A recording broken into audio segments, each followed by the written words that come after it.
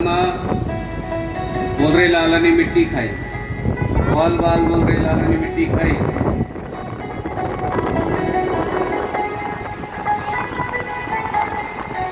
तो सही कौन बोल रहे? लाला बोल रहे मैंने मिट्टी नहीं खाई, सूर्य नारायण बोल रहे खाई, चंद्रमा बोलते खाई, बाल बाल बोलते खाई। अब लाला के पक्ष में हो आप या यशोदा मैया ग्वाल वालों?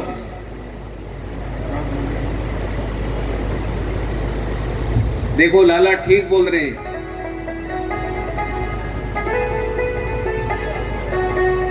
लाला बोल रहे हैं मैया मैंने अज्ञानियों की दृष्टि में मिट्टी खाई, ज्ञानियों की दृष्टि में मैंने मिट्टी नहीं खाई।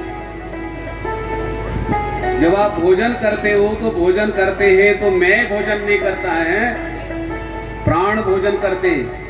मैया ये तो प्राणों ने मिट्टी खाई है, आत्मा मिट्टी नहीं खाता। ये जो मैं है अपने शरीर के अंदर में जो आत्मा, ये आत्मा मिट्टी नहीं खाता। शरीर में रहते हुए भी आत्मा शरीर से परे। मिट्टी खाई तो प्राणों ने खाई मैया, मैंने मिट्टी नहीं खाई।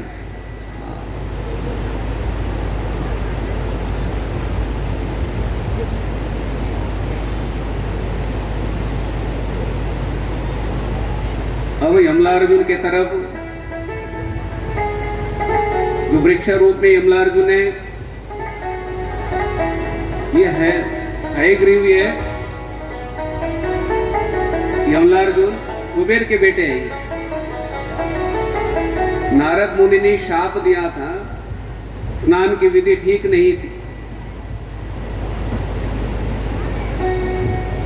देखिए शास्त्रों में 3 स्नान बताए हैं। 3:30 बजे से स्नान जो शुरू होता है उसको देव स्नान बोलते हैं। 3:30 बजे से लेकर 4, सवा 4, 4:30 बजे तक देव स्नान, और 4:30 बजे से लेकर 5 बजे तक, सवा 5 बजे तक ऋषि स्नान होता है। 3:30 बजे स्नान करते हो तो देवी देवताओं के साथ में स्नान हुआ है, और 4:30 से लेकर 5:30, सवा 5 बजे तक स्नान करते हो तो कहते ऋषि स्नान है। और 5:30 बजे के बाद कहते सूर्योदय के पूर्व स्नान हो जाता है तो उसको मनुष्य स्नान बोलते हैं। लेकिन मनुष्य स्नान भी सामान्य नहीं कहते, सूर्योदय के पूर्व स्नान हो जाता है तो गंगा स्नान करने का फल प्राप्त हो जाता है। 6:30 बजे के बाद में स्नान की महिमा धीरे धीरे कम हो जाती है, स्नान का फल कम हो जाता है।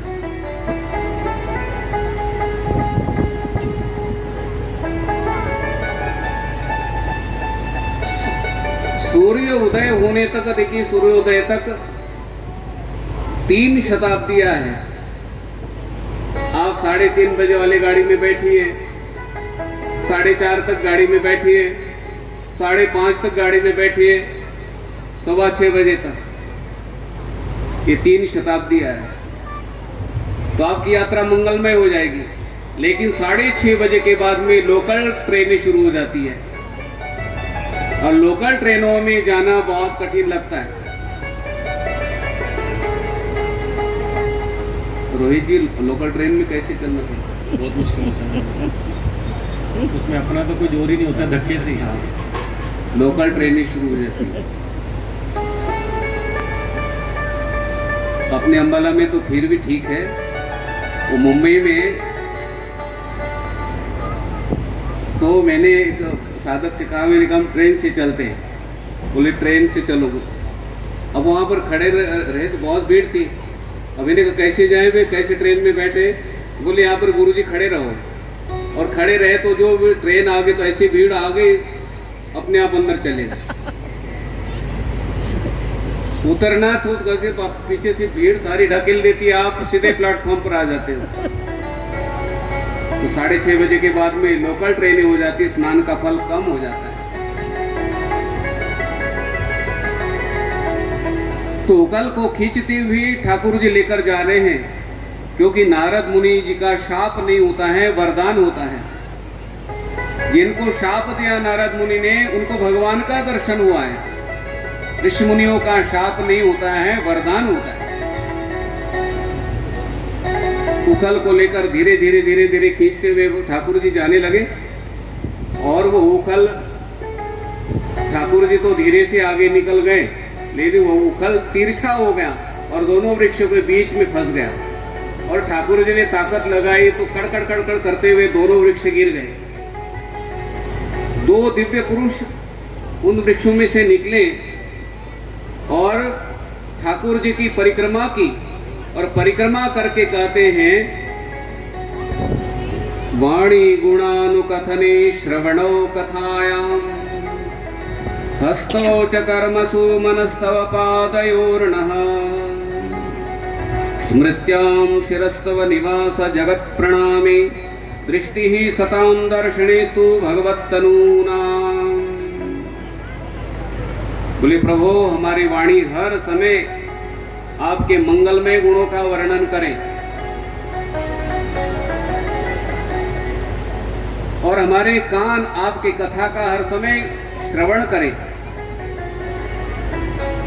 आपकी रसमय कथा में हमारे कान लगे रहें।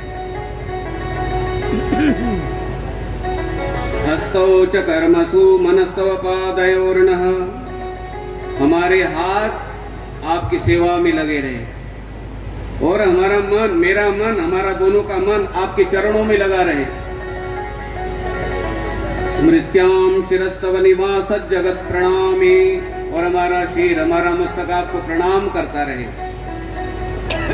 दृष्टि सताम दर्शनेस्तु भगवत्तनूनां, और हमारी दृष्टि, हमारे जो आंखें, चक्षु हर समय आपका दर्शन करते रहे।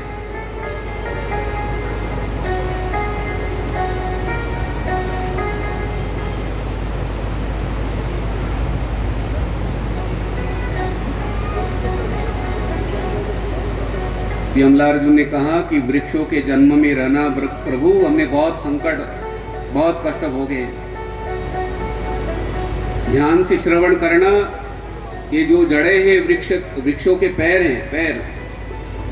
बोले प्रभु, हम पैरों के द्वारा भोजन करते थे, और जिस समय हमें नींद आने लगती थी रात्रि के समय में, तो हवा तूफान आ जाता था तो हम हिलते थे, हमारी नींद खुल जाती थी।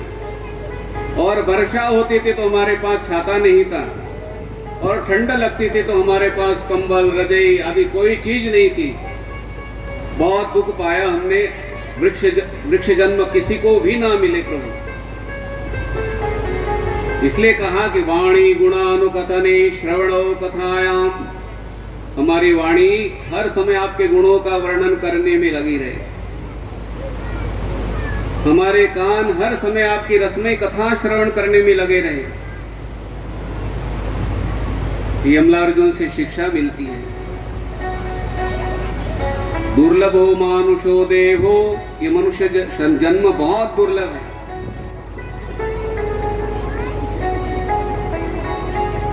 चौरासी लाख जन्मों के बाद में मानव शरीर प्राप्त होता है।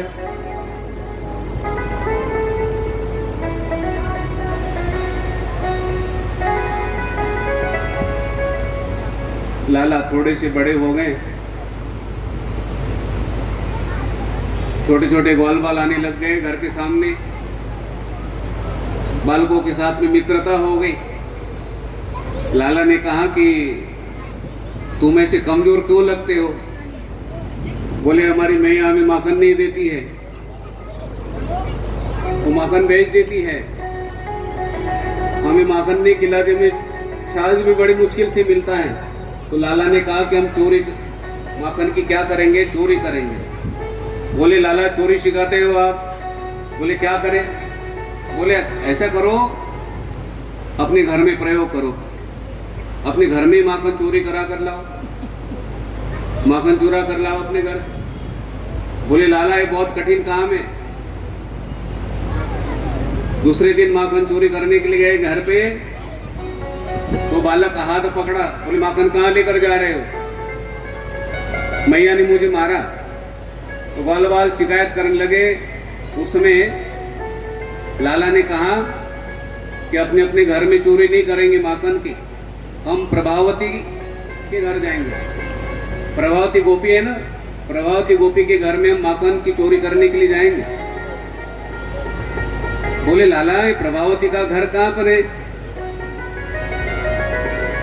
अरे जहां पर वो अमरूद का पेड़ लगा है ना, और जहाँ गौवे बाहर बांधी हुई है, बछड़े बांधी हुई है, वहां पर वो घर है उनका, तो रास्ता दिखा दे।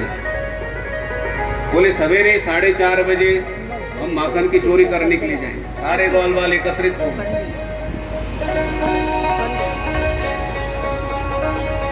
और प्रभावती ने पहली शिकायत कर दी। बोली यशोदा, तेरे घर का माखन मेरे घर का माखन एक है, तेरे घर का दूध मेरे घर का दूध सब एक है, लेकिन राजा का बेटा चोरी करे ये मुझे अच्छा नहीं लगता। तो यशोदा मैया को लगा कि हमारे घर में इतना माखन, दूध की नदियां बहती है, तो प्रभावती को कहा कि मेरा लाला चोरी नहीं करता है, हमारे घर में तो इतना माखन होता है, चाव से माखन खाता नहीं है। आप लाला को रंगे हाथ पकड़ कर लेकर आओ, लाला के मुख में माखन लगा हो, हाथ बांधे हो, आप यहाँ लेकर आइए। तो प्रभावती को अच्छा लगा। प्रभावती ने कहा ठीक है यशोदा, जैसे तू कहता है। तो 4:30 बजे माखन चोरी करने के लिए ग्वाल वालों के साथ में लाला चल पड़े।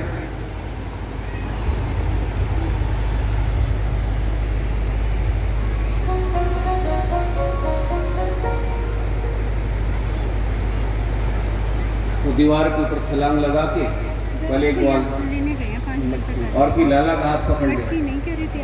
तो सारे एक एक धीरे धीरे धीरे धीरे धीरे धीरे एक एक करके अंदर प्रवेश किया, और जहाँ माखन रखा था, माखन का घड़ा रखा था, वहां पर वो पहुंचे। लेकिन देखा तो माखन का घड़ा बहुत ऊंचाई पर। उस समय ग्वाल वालों को कहा तुम एकत्रित हो जाओ,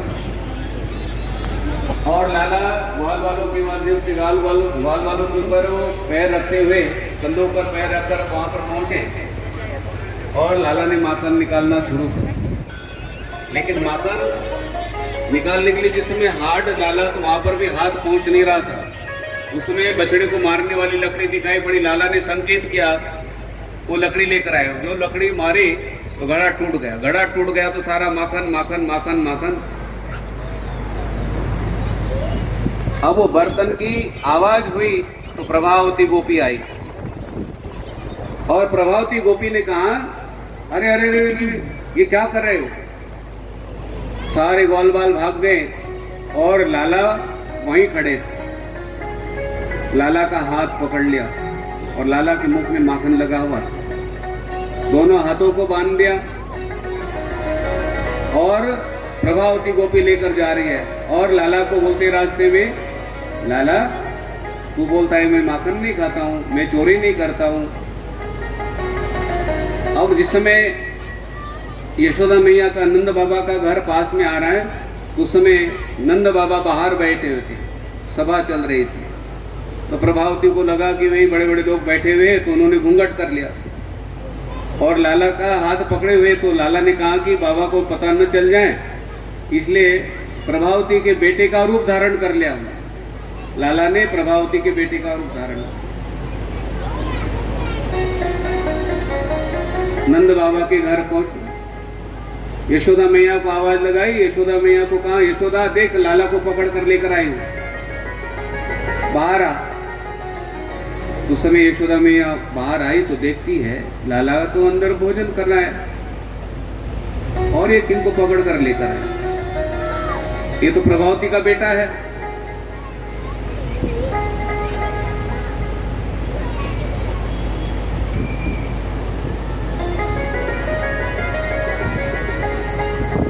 बोलिए श्री कृष्णचंद्र भगवान की।